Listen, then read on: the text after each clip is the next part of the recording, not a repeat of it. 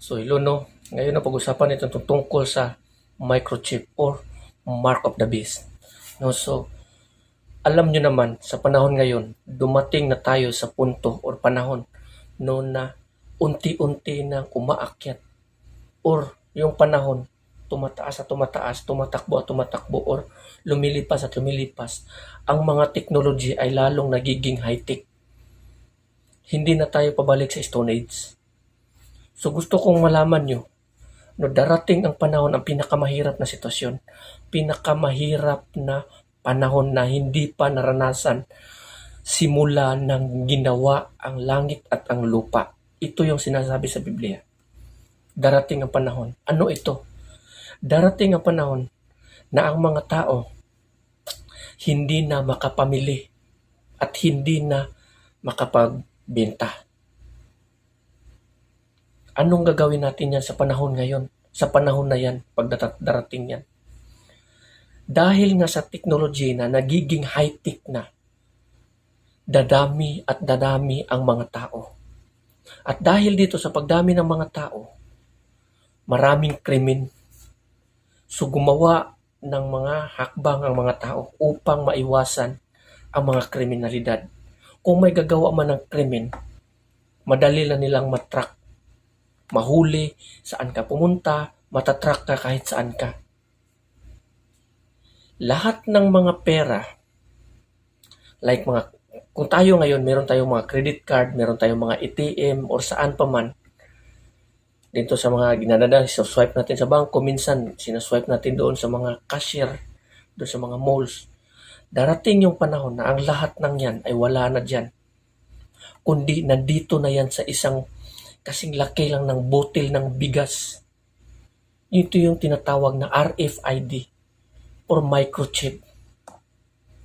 Ito yung nilalagay ng mga tao dito sa mga kamay.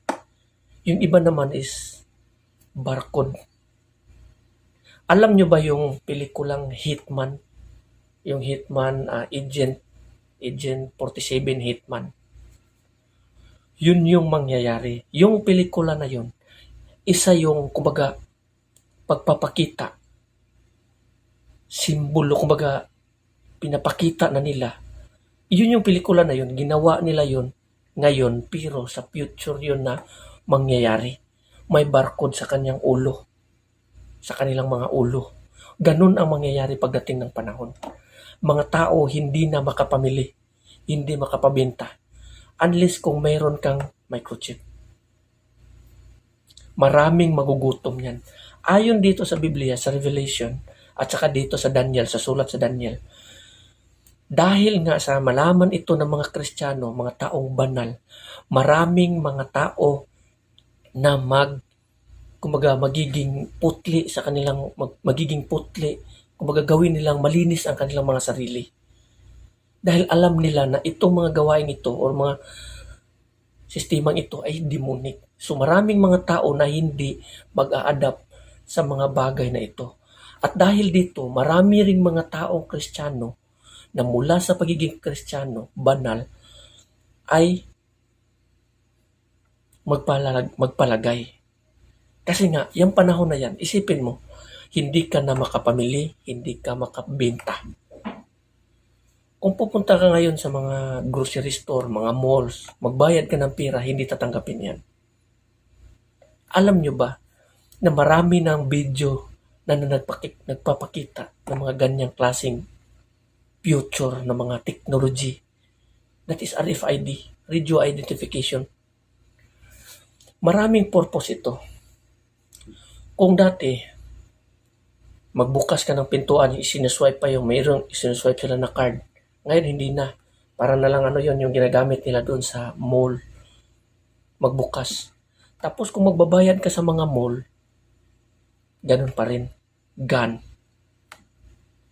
So, hindi ka makapamili, hindi ka makabenta. Cashless sa pagdating ng panahon na yan. So, anong gagawin natin dito? Lalo na ngayon na marami ng mga tao ang nagpalagay niyan.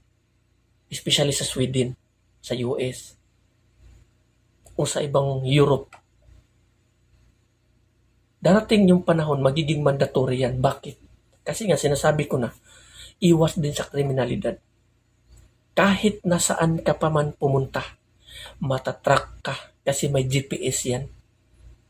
So kung gumagawa ka ng krimen, matatrack ka. Mahuhuli at mahuhuli ka. Malalaman at malalaman nila kung saan ka. Kasi andyan na lahat na yan. So darating yung panahon. So paano ngayon kung hindi ka makapamili? Hindi ka makapamenta? Magugutom ka. Apektado buong pamilya mo, mamamatay kayo sa gutom. Ngayon, ang purpose mo ngayon, yung option mo ngayon is magpalagay ka upang makasurvive yung pamilya mo sa gutom. Ngayon, kung magpalagay ka ngayon yan, ang kasulatan nagsasabi dito sa Revelation na maraming mga tao na magpagawa niyan, magpalagay niyan, pipilitin ng halimaw na lagyan ang mga tao ng mark of the beast. Sino yung halimaw? Government, president, or mga government. Uutusan nila yung mga authority. Pipilitin nila paglagay niyan ngayon. Doon na magsimula yung persecution, patayan sa mga Kristiyano. So kailangan magiging banal tayo. Hindi ko alam kung anong hakbang upang tayo ay makaligtas sa mga trahedya na yan pagdating ng panahon. Hihingi na lamang tayo sa Diyos ng tulong. Kasi alam ko na mas malala at pinakamahirap yung sitwasyon na yan. Maraming mga taong Kristiyano na lalayo sa kanilang pananampalataya. Iiwan ang kanilang pananampalataya at magbalik doon sa kasamaan. At marami ring mga taong namumuhay doon sa kadiliman na magbalik sa Panginoon dahil nung nalaman nila na ito ay mark of the beast. Microchip implant. So mag-ingat po tayo. So mag-ingat po tayo. Kasi tayo po ay dumating na sa isang panahon na mahirap na. Yung technology, yung internet, yung gadget, yung technology ang naghahari. Mga AI. So, hindi natin maiwasan pagdating ng panahon yan. So, lagi tayong maghanda kung anong dapat natin gawin. Ang atin lang dito is kailangan nagiging matatag tayo sa ating pananampalataya. Kasi darating yung panahon ng persecution. Maghanda tayo. Sabi ng kasulatan, maraming mga tao may kukunin tayo, uhulihin, yung iba gagapusin, yung iba ibilanggo, yung iba papatayin. Yan ang mangyayari pagdating ng panahon. Isipin mo, pipilitin ng halimaw na lagyan ang lahat ng tao ng tatak, ng mark of the beast. Yan. Lagi niyong tatandaan ang sinabi ng kasulatan. Ang katawan natin ay templo ng Diyos. Kung templo to ng Diyos, kahit sino raw sisira nito ay malalaglag. So kung ano tayo nang ipinanganak, ganito tayo. Huwag mong lagyan ng tato. Huwag mong lagyan ng mga microchip or barcode yung ulo mo. Kasi we are the temple of God and we are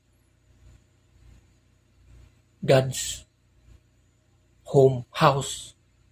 Tayo ang templo ng Diyos na banal. So kung magpagawa at magpalagay tayo nito, narurumihan tayo. At sinabi doon sa kasulatan, ang tao na may tatak ng marka, may tatak ng halimaw, ay iinom siya sa kupa ng puot at galit ng Panginoon. Yan ang mangyayari. So iwasan natin. Hihingi tayo ng tulong sa Diyos pagdating ng panahon yan kung paano natin ito maiiwasan. No, so hanggang dito na lang, no, and God bless everyone.